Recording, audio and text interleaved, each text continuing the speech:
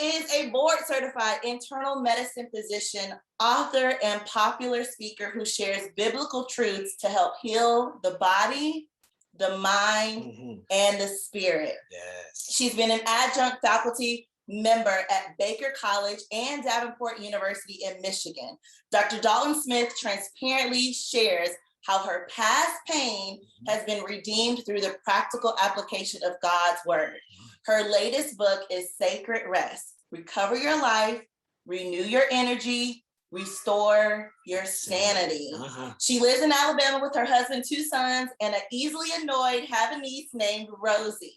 And what does she like to do for date night, Corey? So her favorite date night is going to concerts or plays. And I asked her, like, who is your bucket list artist? And she said her bucket list artist to go check out would be Hillsong. I don't know if you've ever been to a Hillsong concert, but it is fire. Yes. So Corey's going to pray before she speaks, and then we're going to turn it right over. So, Father God, we just thank you so much for all of the couples that are joined here today, Father. I thank you for their lives. I thank you for their blessed households. And I pray that you will continue to pour blessing, wisdom, and knowledge into them. Tonight, as Dr. Saundra speaks to us, Father God, allow our ears and our eyes and our hearts, more importantly, to be open to what you have to say through her. Guide her, Father. In Jesus' name we do pray. Amen. Dr. Saundra, it is all on you. Amen. Thank you so much, you two. I want to jump right in because I think this is something I'm going to really want to spend some time kind of breaking down with you as far as what it really means to rest. And what I'm finding, as they stated, I've been in medicine for over 20 years. I'm a practicing internal medicine physician. And what I found was that knowing that you need rest and even having a general understanding of what rest is does not equate to actually living a rested lifestyle. And the majority of the people that were actually coming into my medical practice all had the very same complaint. I'm exhausted. And the thing that got me is, regardless of them saying how tired they were, most of them could not articulate exactly what type of tired they were experiencing. If what happens, and this is the question I want you to think about, what happens when you're tired and you go to sleep at night, you wake up the next morning and you wake up still exhausted? Because that's where a lot of us are actually finding ourselves. We're exhausted from the moment we get home from work. We're exhausted when we go to sleep. We're exhausted when we wake up the next morning. And then we kind of wonder, why is relationships so hard, particularly marriage or even parenting? Why is it so difficult? Well, part of that is because we start off exhausted and we end exhausted. And so what I want us to take a look at is, what does it look like? And is it even possible to get from a place of where you're always feeling overwhelmed, you're always feeling exhausted, to a place where you actually feel rested? Because until we get to that place where we understand what type of rest we actually need, what you may actually be doing is getting the wrong type of rest. So you may be putting all of your attention on getting rest that actually does not pour into the bucket that's currently empty in your life. And that's actually where I found myself many years ago, about 10 years into being married. And right after we had our kids, I had this episode where I came home from work and I picked them up from daycare. They were both toddlers at the time. I had my kids back to back. So they were both toddlers, picked them up, came home, set them in front of the TV. I called her my electronic nanny because someone had to watch them when I did stuff. So to set them in front of that, to entertain them, went over and laid out on the floor in my foyer. And as I'm sitting there laying on the floor, I'm thinking, okay, God, if this is what I've been working for, because like some of you, you've spent time building up careers. You spent time putting in the effort and the hours to get the job that you're currently working. But now after you work it and you come home, you feel like there's absolutely nothing left for anybody else. There's nothing left to actually even enjoy the life that you've built, the life that you've created. You're spending more time figuring out how to recover on the weekends than actually how to live and enjoy that life that you've been pouring into. Well, that's where I found myself on that floor. And I was laying there thinking, if this is what I've been working for, I don't want it. It does not feel anything like what I'd hoped for. And in that moment, for the very first time, I felt like I felt God kind of speak to my spirit, so to speak. This is the first you've asked me anything about this. Now, as someone who's a believer, that was kind of a shocking revelation. Okay, I haven't been asking God about my need for rest, and I hadn't. because my thought process was there was more important to focus on the work, more important to focus on getting the things done. And so during that time of discovery and really that time of understanding what rest really is, I was taken to this passage of scripture in Isaiah 30:15. And it says this, "In returning and rest shall you be saved. In quietness and trust shall be your strength." But it ends with the statement, "But you were unwilling." I think too often we put so much focus on the work and the getting things done. Right now, our culture is based around the grind. Can you grind it out? Can you stay in the fight? Can you keep working and working without rest? And we actually put such an importance on that aspect of our culture that is killing relationships and is actually putting strains on families and homes that are unnecessary. And so what I want to teach to you today is specifically what rest is. And the very first concept I need you to kind of wrap your mind around is that rest isn't just stopping. It's not going on vacation, because let's be realistic, vacations are fun, but they're normally not actually very restful. You actually leave vacations more exhausted, more stuff piled up on your office desk or emails in your inbox. You leave vacations more tired. So that can't be how you're going to prevent getting burned out and exhausted. Really, what we're wanting to do is, what is the system that we can put into place so that you are consistently restoring the parts of yourself that you pour out of? Because failure to restore those areas end up in them feeling depleted. And that causes that feeling of exhaustion. And so the very first concept we have to kind of disassociate from is that rest and sleep are the same thing, or that rest simply means the cessation of activity, that is just stopping. Because what I'm going to describe to you are 7 types of rest that I've noticed and we've kind of researched over the past 10 years.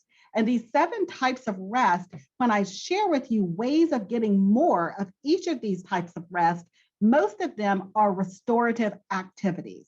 They're not actually just stopping, but it's doing something very intentionally and specific to pour back into the places that are being depleted. Now, why would you care about this as a couple in marriage? I think most couples are well familiar with the 5 love languages. And if you're not, that's a book every couple probably should read at some point in time, because you need to know how your other person experiences love. Well, one of the things that people kept coming into my office about couples, most of the time coming separately, were that their significant other, their spouse, wasn't actually reciprocating love physically with them, or that they weren't reciprocating love emotionally with them. Now, the problem is that person would always say, "I'm so exhausted. So I'm too exhausted to have sex tonight. I'm too exhausted to have this conversation. I'm too exhausted." Have you had that experience? Maybe you didn't say those words exactly, but have you thought it? You're too exhausted to connect with the person who you're on this earth to connect with at the deepest level. When that happens, it automatically starts driving a wedge within your relationship. So that lack of rest, that chronic fatigue, sometimes ends up being what actually tears marriages apart. Because without the ability to understand how to get yourself back to a place of feeling restored, you end up staying chronically depleted. So that's what we're going to address. We're going to address these 7 types of rest. And as I share each one of them with you, what I want you to do is just to take a moment and to think about, if you came on here and you're like, "I'm already tired. I'm here because my small group leader told me to show up." If you're already here and you're like feeling like you need a nap already, I want you to actually identify which of these types of rest do you actually need? What kind of tired are you? I never want to hear you say again the words, "I'm tired," without actually articulating what kind of tired are you? Because failure to do that one thing can mean you get rest in a place that actually is not going to pour back into you. So let's start off with physical. Physical rest does include sleep. And I think that's important to recognize. You do have to have a certain amount of sleep just to feel well rested. But in addition to sleep, physical rest actually has 2 components. It has the passive, which is sleeping and napping. Then it also has the active component of physical rest, which includes things like stretching or yoga or leisure walks. Really anything that helps your muscles to improve their flexibility, or helps your body improve its circulation and the lymphatic drainage. And so be aware, depending on the type of work that you do, how you're spending your energy physically during the day can have a huge effect on how your physical body feels.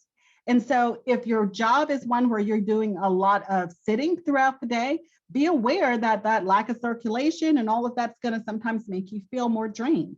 And so just having some time to improve that lymphatic drainage, doing just a small leisure walk, 5 or 10 minutes to get the circulation stirred back up, can actually help you to not feel so tight, tense, and painful as you're going into the evening time.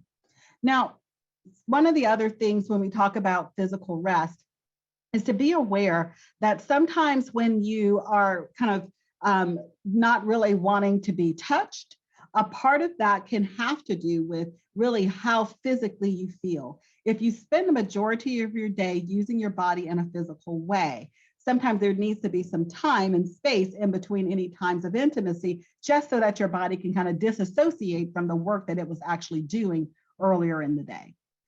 Now, let's jump into a couple other types of rest. The next one I want you to think about is mental rest.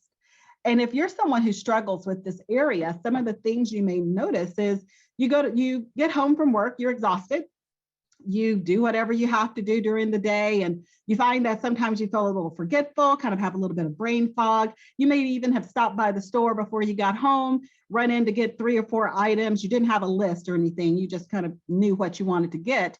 You get inside the store and you can't remember but 2 of those 3 items, no matter what you do. You can't recall that 3rd item. You finally get home and you're trying to go to sleep that night, and the whole time you're closing your eyes, instead of actually drifting off to sleep, your headspace is ruminating over conversations that you had earlier that day. Maybe a fight you had in the kitchen, or it's going over your to-do list for the next day. Rather than your mental space actually being able to clear out so you can go to sleep, your mental space is actually just staying very active, and those thoughts are just rummaging around. I'm going to explain to you why that is and some ways that you can counteract that. Let me ask this question in the chat. Some of you might be on good behavior right now, so you might have a better answer than normal. But normally, how many tabs do you typically have open on your computer screen at any one time? Actually, if you pop up your computer screen right now, how many tabs are currently open? Because when I ask this question, I speak at a lot of different locations. Sometimes it's with corporations that are IT corporations. I've got numbers as high as 50. I didn't even know a computer could open 50 tabs. It would blow my computer straight up. And then I speak to other groups where they're like, oh no, we have only like 10, and they're thinking that's good. I want you to think about it this way. All those tabs open, what it's actually training your brain to do is training your brain to multitask and to jump from information to information without actually concentrating on any of the information it's jumping to. And so when you try to go to sleep at night and your head's jumping from the conversation you had at the office to the fight you had with your team to that to-do list you have the next day, it's no different than all those tabs that are open on your laptop or on your phone. Now, if you're like me and you're a little bit challenged with these new iPhones that came out without a button to push on, and you're trying to figure out how to close up these things, I kept telling my son, the battery life on this thing is ridiculous. It keeps going dead. My teen son picks up my phone, looks at it, flips it open. He says, Mama, you have 135 windows open. Couldn't find the windows. How am I supposed to know how to close the windows if I can't find the button to close the windows? This is the thing. Some of you are chronically exhausted because you have too many mental windows open all the time. Every time that you try to focus on something, memorizing that 3-item list at the grocery store, it's not that you're going into early dementia. It's that your brain is not able to focus in on those 3 items in order to be able to then later retrieve that information an hour later. It's used to jumping from one thing to the next thing. And so how we counteract this is actually in 2 ways. One is learning how to actually release information mentally so that our brain does not feel it has the responsibility of holding on to it. I'll give you an example of that. Rumination is a process in your head that most of us did, or maybe you haven't done it since grade school. When your teacher gave you a spelling quiz, and so how did you memorize those words? You say them in your head over and over again. Well, when you do the same thing with a conversation or a negative thought, maybe that you're thinking, or worry that you're kind of ruminating over, it tells your brain to hold on to that bit of information. So if you're ruminating over, let's say, your to-do list, a simple way of releasing that can be actually just doing what we call a brain dump. Having a piece of paper by the bedside, a notepad, post-it note, you get to pick what it is, and jotting down that information so that your brain then has permission to let it go, so that it doesn't assume the responsibility of holding on to that. And then another tactic would be, the scripture talks about to bring all thoughts under the obedience of Christ. There is a mindfulness technique that actually helps with that. So if you find that part of your mental unrest has to do with worrying, you're thinking thoughts and worrying about things and being anxious about something, sometimes it can be helpful to focus your thoughts on one specific truth that you know about who God is or the Bible. And you can do the very same thing if you're trying to be mindful or in the moment. Let's say if you're thinking about work when you're at your child's basketball game or something. The way that works is you choose the word that you want to focus on. If you're trying to get over worrying, that word may be a characteristic of God. It might be peace. It might be joy. It might be hope. If you're trying to be in the moment at that child's basketball game while your head's trying to think about your work you have to do on your desk, the word might be your child's name, so that you direct your thoughts back to the place where you want them to be. It's no different than if you have a 5-year-old and you tell that 5-year-old, have a seat in this chair, I'm going to be back in 5 minutes. That child's not in that chair in 5 minutes. That child's bouncing off the wall somewhere. What you do, you redirect and discipline the child to go back into the chair. It's the very same thing with your brain. Most of us allow our brains to run down whatever path it decides to go.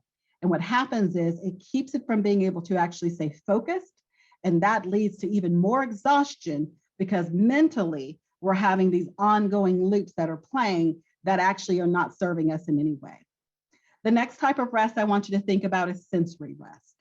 Sensory rest has a huge part to do with the electronics and how we use them. And so one of the things to keep in mind with sensory rest is the sounds that are not only in your workspace, but also in your home. Are there TVs playing that nobody's watching? Are there music playing and nobody's really paying attention to it? Do you play music on your drive home from work and it's just kind of your normal? It just automatically is this background noise that you keep going. What we're finding when we look at the research related to mental rest is that when people have sensory overload, the response is automatically anger, agitation, or rage, because the underlying sensory input leads to that sensory overload is expressed in that way. If you have ever had a 2-year-old, I think someone said they had a 2-year-old, and you take a 2-year-old to a birthday party. That first hour, they're great. 2 hours in, nobody took their cake. Nobody told them to share their toy. They're just screaming their head off, sensory overload. You add 15 or so years to that child, and now you've got a teenager and they walk into their bedroom to play, Fortnite or one of those games. An hour in, they're good. 4 hours in, they're screaming at the computer and saying words you hope you don't ever hear out their mouth again. Sensory overload. Take that same person, add 15 more years to them. Now they go into the office. They're in an office space where maybe they're on the computer all day long. Maybe they're having to do Zoom meetings, and maybe they're having sounds of other people having conversation in the background. And then they get in their car and they play talk radio all the way home, right? And they walk in the door and they snap their family's head off. They're yelling at somebody because they asked what they're having for dinner. The person wasn't being confrontational. They were being hungry. They weren't trying to pick a fight. They wanted food. But in the moment, it seems confrontational simply because that person just exited a time of sensory overload without a time of sensory rest. So what are some simple ways of getting that sensory rest? Because if your job or your work does require you to be on computers all day, you're getting a level of sensory overload. So then you need to start thinking about, how can I not bring the toxicity of that sensory overload into my home with my family before I go off and say something that's going to cause a fight for no reason whatsoever. One simple one that helps a lot of people, if you're commuting in, sit in your car for 5 minutes before you walk in that house. Believe me, your spouse, your kids love you. They want to see you, but they'd rather you cool off and actually have a little bit of a moment to yourself to take a breath and actually get it together before you walk in. Another simple tactic would be to actually not play anything, to let that be a time when you're not having that extra sensory input from radio or podcast or anything else. You can play that going to work if that's something you enjoy, but to make sure that you're allowing some space for the sensory downgrade that's needed. And then the final one would be to think about the number of notifications on your phone. Most of us have an excessive amount of notifications on our devices. Really, the only notifications that are needed consistently are the phone and the text message. If there's an emergency at school, that's how they're going to get in touch with you. They're not going to contact you through Facebook or Twitter or something like that. So it doesn't mean that you can't have all of those apps on your phone. Obviously, we're not going to get rid of all of our apps, but do all of your apps need to have the ability to interrupt your peace at will? Because that's what they're doing. When your friend, which my friend was notorious for doing this, I would be in the middle of something and she would decide this is the perfect time to let me know that Starbucks has that sale that they do where you get like triple points or something like that. She'd send me a post out of the blue on social media to let me know I need to hurry up to get to Starbucks. Now I'm in the middle of working. The second that comes through, I have no idea what's buzzing on my phone. So what's our number one response when that phone buzzes? You gotta look. You will go crazy unless you look. And so in that, what we're finding is the very same response. Now, I've been in medicine now for 20 years. When I first started, we had these things called pagers. Some of you are young and you have no idea what I'm talking about. It's a little box that you wore on your waist and it put a phone number up. It had no phone attached to it. You had to go find a phone and make a call to that number. Well, every time that pager went off, my heart rate would go up. My palms would get sweaty. I'd be like, okay, because when that happened, somebody was in the hospital or something bad was going on. People are having the exact same response when their cell phone goes off, for those Starbucks messages, for somebody posting something on social media, things that have no specific purpose that's going to need you to have that response. It's not life or death. It's not something that should have that ability to evoke that emotion from you. So the only way to take that control back is to remove the notification. You choose when you go into Facebook. You choose when you decide you want to look at that weather app or look at that news app. You still can have it available to you, but now you're controlling actually its ability to control you, which is what it's been doing up until this point. Now, the second two types of rest I want to talk about are emotional and social rest. And both of these really have to do with how we engage with other people. Emotional rest is specifically the rest we experience when we allow ourselves to be able to really express our feelings and our emotions to somebody. Now, when I say that, some of you may feel like I'm not really an emotional person. I don't do all that emotional stuff. I don't like being vulnerable. I don't like sharing my feelings with others. And the part of that we have to understand is everyone has a level of emotional disclosure that they're comfortable with. And so whatever your personal level of emotional disclosure is, you need to have some people or someone in your life that you can experience that with. Now, that might be a pastor, it could be a trusted friend, a family member, it could even be a counselor or a therapist or a coach. But we all need someone that we feel we have the freedom and the liberty to just really be truthful about what we are feeling emotionally. Now, the other side of that is social rest. And what social rest is, it's the relationship we have with people and how they pull on our social energy. So many of us, the majority of our day is spent with people who are negatively pulling from your social energy. Now, it doesn't mean that they're negative people necessarily. Your kids, your spouse, your coworkers, your clients, your parents, your elderly parents, all of these people need things from you. And so they have requests and demands on your attention and on your time. And so because they are requiring something from you, they are negatively pulling from your social energy. So now the thought is, who are the people who are actually pouring back into you socially? Now, this is where it gets tricky. The same people that can be pulling from you can also be pouring back into you. But you need to actually recognize whether or not in those moments, if you're having some times of pouring or if they're all times of pulling. Specifically as couples, what we find is that, yes, you're going to need things from your spouse. You're going to need them to do different things, maybe around the house or different activities or different things like that. But as a couple, you are usually each other's emotional and social rest, because that's who you're spending the bulk of your time with.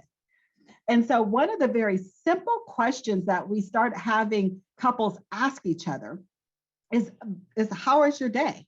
Now, we're in the South, so we say, how are you doing? And how's your day? And all those kind of things to people all day long, in the grocery store, at church, at work. It comes out our mouth and people ask you, and probably before you even think about it, your mouth has said something like, good, fine, okay. It's already spit out this answer without actually registering with your body, soul, or spirit if any of that's actually true. It's just kind of an automatic response. Now, that's fine with people who you don't really know that deeply. You're just being cordial and being polite. That's not okay in your own house. And so what I want you to start doing is start building up a habit in however you like to speak with each other to inquire about how each other's day's doing and actually spend some time face to face. When we were looking at the research, we found that most couples actually don't spend time face to face. And when they do spend time face to face, it's when they're fighting. So they're in each other's face. They're not actually face to face like this couple. They're going at it. Now, this is the issue with that. If the only time you look in the person's eyes that you fell in love with is when you're fighting, arguing over bills, disagreeing about the kids or school or whatever it is, are you going to be able to stay in a level of love that started face to face? Because now we've actually taken that dynamic that should be something that's intimate and made it confrontational. And so I want you to be aware of that. So yes, when you argue, you are going to have some times that you're looking at each other, but don't let that be the only time that you're actually face to face with your spouse. A simple habit that we recommend, we have a 30-day challenge that I did for a very long time when the book first came out, where we had couples basically spend 5 minutes each day sitting together, after dinner or whatever you get a moment. If you have little kids, sometimes you have to get them in bed just to get a moment. But whenever you get a moment, just 5 minutes where you're actually turned towards each other. Now, you don't have to be as close as these two. I call this young love. We don't get all this close sometimes when you get 20 plus years, but face to face, where you're looking at each other and you ask the question, how was your day? And you let the person have the opportunity to share what they want to share in that moment. And on the receiving end of that, you're not trying to fix their problem. So that takes the pressure off of you. You're not trying to come up with a solution. You're just giving them space to have that emotional rest. And in the moment, because you're actually turned towards each other, rather than turn toward the screen or fighting with each other, you're looking at each other at a time when there's an opportunity for intimacy to grow. One of the couples that we recommended this to, a gentleman wrote me an email back, and he made the comment, my wife read your book. I've never read your book, but she had me do this thing, and we spent 5 minutes face to face. And I thought, this is so stupid. Why am I sitting here looking at her for 5 minutes and we're talking and stuff? And he was like, about 3 weeks into it, it wasn't even 5 minutes. We'd be in front of each other chatting for like 30, 40 minutes. And we're like, man, where's the time going? And the statement that he said that really got me was this, because I didn't realize I'd actually fallen out of love with my wife. We live together. We got kids. We're doing we're doing whatever we got to do to make this thing work. We're not getting a divorce, but I wasn't in love with her anymore. I didn't even really know her anymore. Didn't know what she did at work. Didn't know what was going on in her life. Didn't know what she was upset about, liked, or anything else. We were just kind of roommates and making it work however we could. He said, but within those 5 minutes of face-to-face time, I fell in love all over again. He goes, and the bonus part of it, when he said this, I thought to myself, okay, that's probably TMI, too much information. When he said this, he goes, and the bonus part of this was, I haven't had this much sex since we first got married. And I'm thinking to myself, okay, that I should probably put that in print because that'd sell more books than anything else. This is what I want you to know. Your relationship is 100% dependent on these two things working well: the emotional and social rest components. The closer you are able to learn how to do this for each other, the deeper that relationship grows and the more intimacy that comes out of that because you feel connected again. Now, the next type of rest I want us to take a look at is spiritual. Now, spiritual rest boils down to, sometimes people ask me, does this mean I need to pray more or do a devotionals every morning or read the Bible every day? All of those are good things, and I'm not saying not to do any of that. But really, spiritual rest is about spiritual intimacy. It's about, are you spending any time with God where you're not asking for things and kind of putting demands on that relationship, where you're just spending time in his presence? You're allowing room for that relationship to grow. And so that could include time you spend in silence after you do the devotion or after you read the scripture, where you're allowing some space to actually build up that level of intimacy between that relationship. And then the final type of rest I want you to take a look at is creative rest. Now, creative rest specifically deals with the rest we experience when we allow ourselves to enjoy beauty in whatever form. And so when we did the research, a large number of people experienced beauty in the form of the ocean, the beach, the mountains, flowers. Somebody mentioned they enjoy going to the botanical gardens. So all of those are ways to get creative rest, enjoying natural beauty. But there's also creative rest, enjoying man-made beauty. So things like theater, dance, art, music. Those are additional ways that you experience creative rest. And when we discuss creative rest, usually the question someone will ask me is, well, I'm not a creative. I'm not an artist or a writer or a musician or anything like that. So do I really need creative rest? Well, this is the thing. Creativity is more than just painting and writing and those kind of things. Does your current job require you to be innovative? Do you have to think outside of the box? Do you have to solve problems? If you're a stay-at-home mom and you've got to figure out how to make a recipe and you're missing 2 items because the grocery store is out of them with COVID, you're having to use creativity to make that dish work. If you're someone who's at work and you're trying to figure out how to keep things going and they've fired half your team, you're using creative energy to figure out how to keep moving forward despite having setbacks. Most of us use an excessive amount of creative energy in problem solving every single day. Yet we have absolutely no process in place for how we're going to get creative rest. How are we going to actually pour back into the area of creativity that's being depleted? Now, the good news with this is if you're one of the, it's like 50 to 60% that say they get creative rest around bodies of water. If that's you, and you're thinking, okay, I'm in Georgia, how in the world am I going to get to a beach every week or month or whatever to actually start enjoying some of this creative rest? You don't.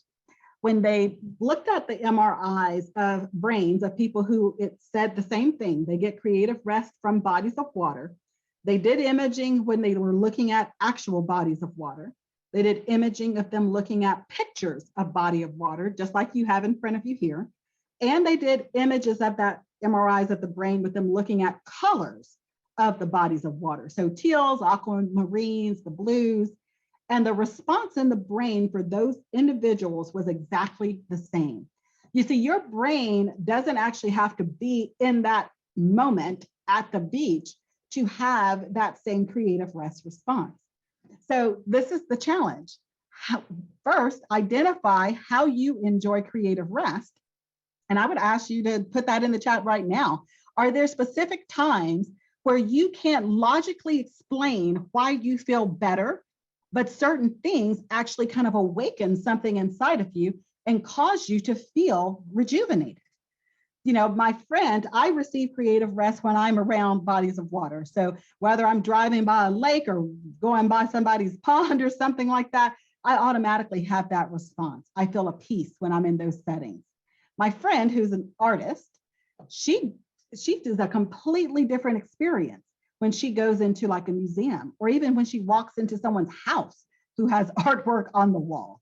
Her complete continence changes because she's having an experience with this art that I don't even understand. Because this is the thing, how you experience rest is so individualized that the only person that can tell you that you've experienced it is you. When are the moments in your life when you feel rejuvenated? Don't discount them and just be like, oh, well, I don't know what that was. I want you to start identifying those restorative activities, those things that you do that actually pour back into the places where you feel depleted. So I'm going to ask this question again. What kind of tired are you? If you've been exhausted, if the past, what is it now, 18 months, I feel like this COVID thing's gone on a lifetime, but what, we're 18, 20 months, something into it.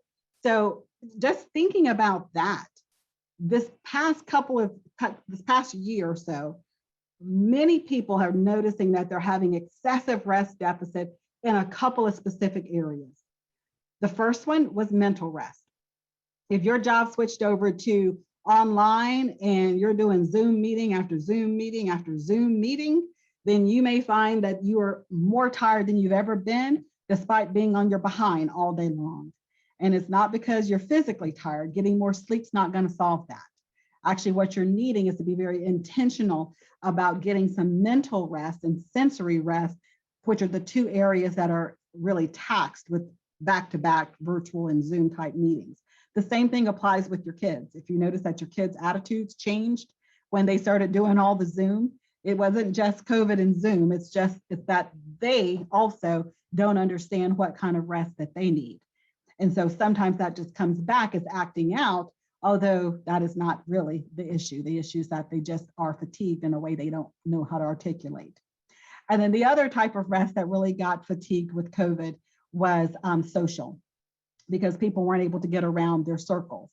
And so I love groups like this that are getting together and actually connecting. And one of the things with social rest that we really saw a lot of research related to, I talked about that face-to-face and the importance of that. When you're doing meetings with your team, whether they're small groups or whether it's groups like this, or at work even, a way of actually building up social rest virtually is having the camera on. And so having that camera on just so that you can see each other and have that experience of actually viewing another person, it's the power of presence. And that's a huge part of that social rest, being seen or feeling seen. And so you want to make sure that you are offering that to people as well when you are in virtual opportunities with each other. All right, so I'm going to let you guys know about a free resource. I do have a free resource. It's a quiz at restquiz.com. Over about 250,000 people have actually taken this now to discover their personal rest deficit. What it does is it actually walks you, it's long, I'm not gonna lie, it's a true assessment. So it walks you, it's about 5 minutes to do. It walks you through the process of identifying your score in all 7 types of rest. And the goal of that is so that if you're like me, because when I burned out, I needed all 7. I mean, I was at the end of my rope with all of them. So if you're like me and you're like, okay, I need all 7 types of rest, don't start there. Start with the one that is highest, the one that's affecting you the most right now. Intentionally start getting rest in that area. And then you can start building up your rest in kind of getting back on track by building up rest in the area of your greatest deficit. And I wanted to say, I don't think I said this as far as creative rest. If you're like me and your creative rest is at the beach, because the response was the same between the pictures and between just colors, you can bring elements of creative rest into your environment. This is where accent walls and homes help. Images of lock screens of beaches or whatever it is that you like, have some of these things pop up on your phone, pop up on your desk, have some of these, bring a potted plant into your house if you really enjoy flowers and plants, and bring in some of those creative rest elements actually into your environment, so that without you even having to make an effort, you're automatically being fed some of that just without even thinking about it. Because that's the thing, we can't rely on vacations. They're not an effective stress management and burnout prevention strategy. They're too sporadic. Rest should be something that you can incorporate within your day-to-day activities. Some things that you can do on a regular basis, that you can just make them part of what you do, very habitual, so that you're not trying to find rest. You already have a strategy in place on how to stay rested and restored. All right, I'll turn it over to the team for Q&A. All right, so if you have any specific questions, we would love to ask those questions to Dr. Dalton-Smith. I know one of the questions that came up was about, initially you were talking about physical touch and sometimes needing to kind of, because you're so physically, strained and you don't have that physical rest, it seems as though we don't want to be touched. How do you go about that if initially you were asking about knowing your spouse's love language? If physical touch just isn't that, like, how do you get yourself to the place where you can embrace that, knowing that that is your spouse's love language? There's two parts to that question. So let me answer both of them and keep me straight so that I do answer both parts of that. So the first part with the actual rest part of the physical touch, it's both physical rest, and also keep in mind it's also sensory rest, because touch is a sensation. And so the time that I see this most often are when women have small children, because what they're not aware of is they have small hands touching them all day long. And so small hands are always touching. And then, that evening, big hands come touching, and the body doesn't know what to do with the difference. I mean, there hasn't been enough time for the body to actually determine, I've been touched all day long. So how am I supposed to respond different to these bigger hands touching me now? And so part of that process that we're finding is that for a lot of, and this is specifically women that I'm relating to, that I see this a lot in, and that we've seen a lot in the research in, is that a woman's body has to almost have a moment of disconnect from the mommy body to the goddess body. So your husband's looking at you like, woo, and your baby's looking at you like, this is where I eat. So I mean, it's like a whole disconnect that has to happen there. So there sometimes has to be a period of time where you allow the mommy body to reclaim her goddess and kind of re-recognize that I'm desirable. I look good, and kind of get that feeling. This is why sometimes date nights are so important, so that this person then becomes your lover and friend all over again, and not just the person you do life with and raise kids with.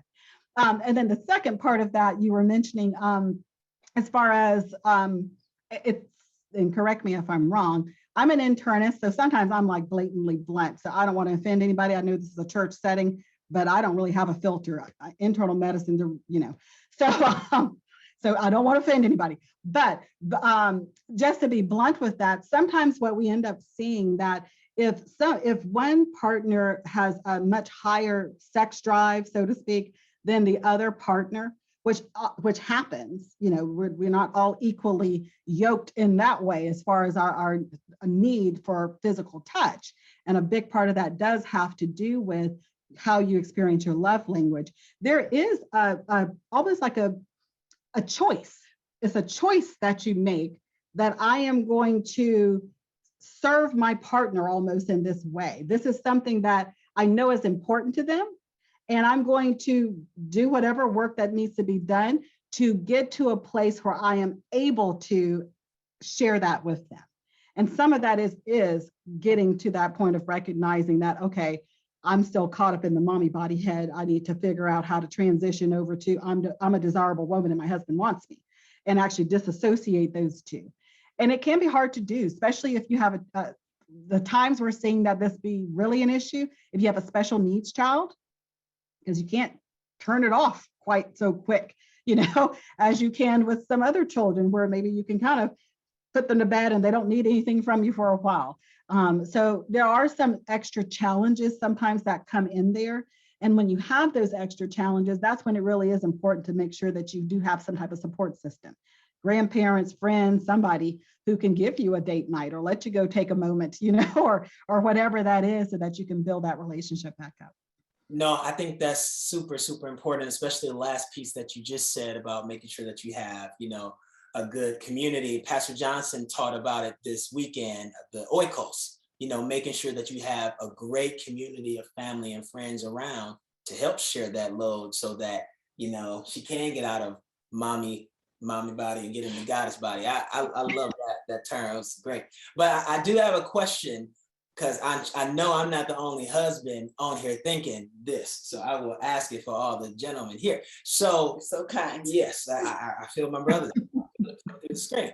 So, but no, what I do want to know is, I think that's great. I think mothers just internally carry a lot more, just the way they are designed, from a maternal standpoint, they just feel like they have to be like engaged and always available, for their children. And I love that about our wives and our mothers. However, what is it that you've seen that we can do as husbands who want our wives to be in goddess body mindset a little bit more? Like, are there things that we can do to help relieve some of that, mommy body mindset, to help, change them over, whether that's giving them space or cleaning up something? Like, I mean, what have you seen that is effective that helps us get our boo back when we need? Yeah, that's a great question. And I actually get that question quite a bit. One of the number one thing and it depends on their seasons with kids. If you've got kids of any age, there's seasons. And so when the kids are in that real young age and people are having to be put to bed and all of that kind of stuff, one of the things we've seen that most women kind of respond to and is helpful for them is if the husband kind of does the putting them to bed. So because for whatever reason, and this is a generalization, I don't like generalizations, but for whatever reason, in general, men can kind of flip that switch way quicker than women can. And God knows the why, but they can flip that switch way quicker from daddy to lover. Now, this is the thing, as far as you can put the kids to bed and then go straight to the bedroom and go right at it. She can't do that. Her head's like, nope. I got to be listening for kids and all this stuff. So just kind of sometimes building in a routine that maybe every Friday night, Saturday night, or spontaneously, whenever you want, I'm going to put the kids, you go get a bubble bath. You go take a minute, just go for a walk, whatever it is that she does to experience rest, whatever kind of a rest she's needing, give her 30 minutes to go do that while you deal with putting the kids to bed. That's if they're at that age. If the kids are older, the teenage years and that kind of age where you can actually have them do an activity or have them doing something specific. And so you're going on a date night and the kids, are cared for, whatever you've got them doing, whether it's at a friend's house or whoever, but they're cared for. Instead of the date night just simply being that we're going to go out to eat or dinner and we're going to, flip it around and come right back home. Someone said something along the lines of, a staycation, like a Airbnb locally or something like that. Sometimes it's helpful to actually get outside of your normal environment. If you really have gotten into a sexual rut where it's like just being in the house kind of is like, I just can't, then sometimes it's helpful to actually start breaking that rut by completely disassociating from whatever that is. Now, like I said, this is probably going to be more graphic than some of you want to hear, but pardon me. Sometimes you need to do it outside of your bedroom. I mean, it can't just be the same thing all the time. So get out of the bedroom. You got a living room, you got a floor, you got blankets, do something else. What were you doing before you had kids? Nothing changed. And, I didn't come up with this. God said, be fruitful and multiply. He figured out how he wanted you to get together. I didn't come up with this stuff. So it doesn't have to just be in a bedroom. And sometimes it's helpful to actually kind of break the patterns off when we take it out of context and we move it to someplace a little bit different. Okay, I'll be quiet. I'll put my church hat back on. I'm sorry. We did have a question. I think you answered it, but I'm just going to ask just in case there's any parts that we may have missed. How do you rest when both spouses are working full-time jobs? You have 3 children under the age of 6, and it seems like even the sleep is not safe. How do you come from that? Now, 3 children under 6. So depending on the ages, they either are or aren't taking naps. And I'm going to assume they're not taking naps just to make it even more complicated. Kids need rest too. And so what I recommend is actually pattern rest to your kids, because that's the number one thing we're seeing right now. Our kids are burned out. Suicide rate in kids is through the roof, particularly teens. And those teens didn't get burned out when they turned teens. They started brewing that up kind of as they were growing. And so start emulating some of these things with them. So, specifically, if we're talking about sensory rest, can we have a 10-minute, they did it when most of us were in school. We're going to turn everything off. And we're going to let our, you don't have to go to sleep, but just put your head down for 10 minutes in the silence and the dark. Now, we don't even think about that, but why were they doing that? Because it's actually a form of sensory rest. You're causing a moment of sensory deprivation. You're downgrading the sensory input because kids and people in general are less agitated after those moments. And so right now, we actually do the exact opposite. Our child is getting on our nerve, we give them the cell phone and we try to get them to just entertain themselves, which oftentimes actually just winds them up more because you're giving them more sensory input when really what they need is a timeout. Old-fashioned timeout.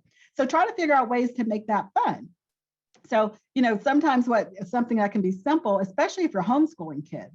Homeschooling kids, you have to have some kind of routine in place or you will all lose your mind. So if you're homeschooling kids, you can have specific breaks, just like they did in the olden days when I was in school, where you actually have specific breaks and you can call them, we're going to take a rest break, and actually start training your children on how to downgrade some of that excessive sensory input and stress.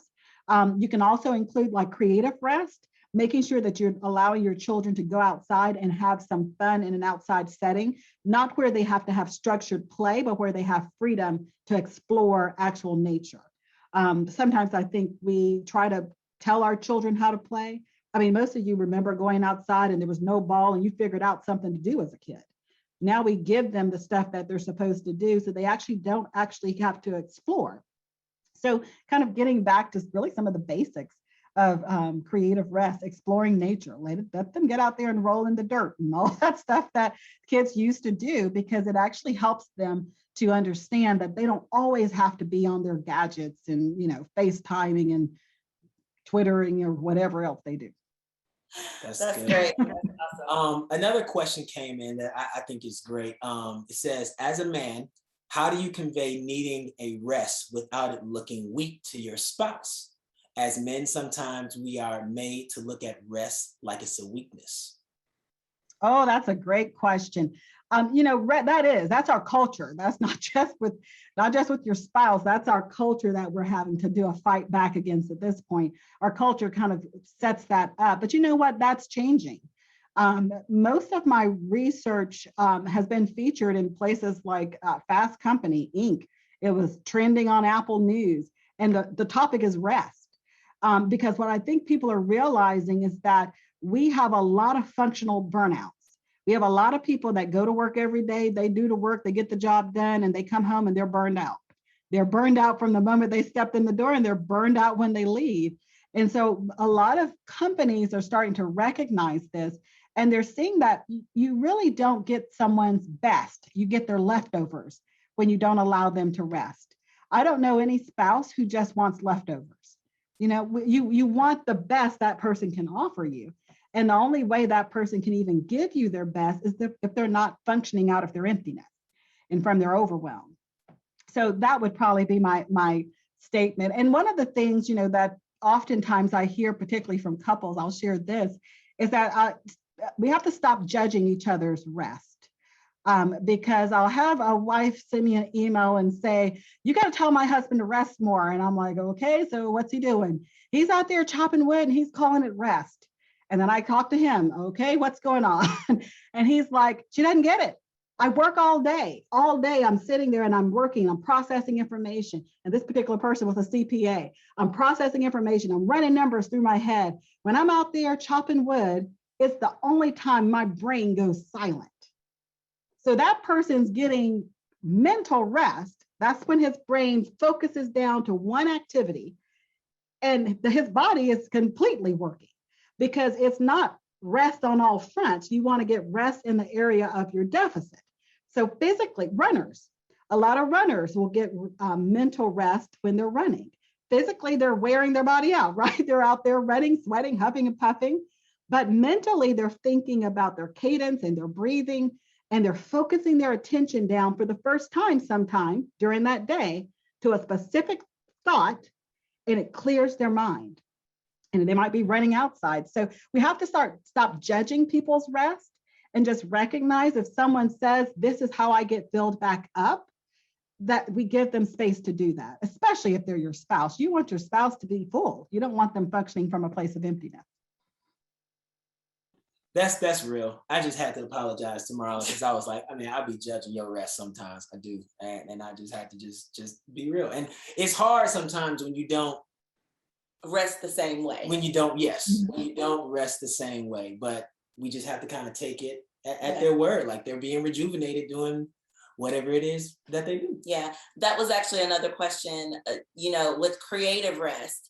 If my creative rest means that I'm planning an event, or that I, like you said, chopping wood outside, if that is where I get that refreshing, newness, like, is that okay? And it's like, well, I'm not suffering from physical it's like I have the physical rest that I need. It's the, creative. Another question is what are the 3 most effective ways for a woman to channel wife mode and different than self-care? Like, how do we do that? Or are they the same thing? They're not the same thing, because self-care is for lack of a better way to put it, more selfish. It's specific. It and nothing to do with your man. It's specific. What do I need to feel restored?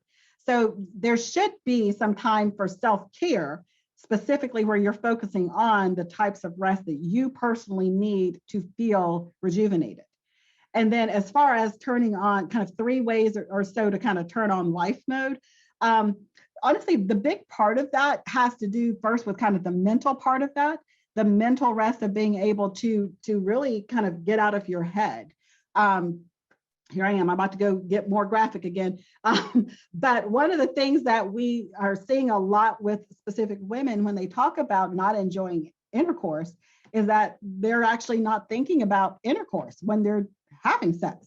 They're thinking about, one woman told me she was thinking about the dishes in the dishwasher.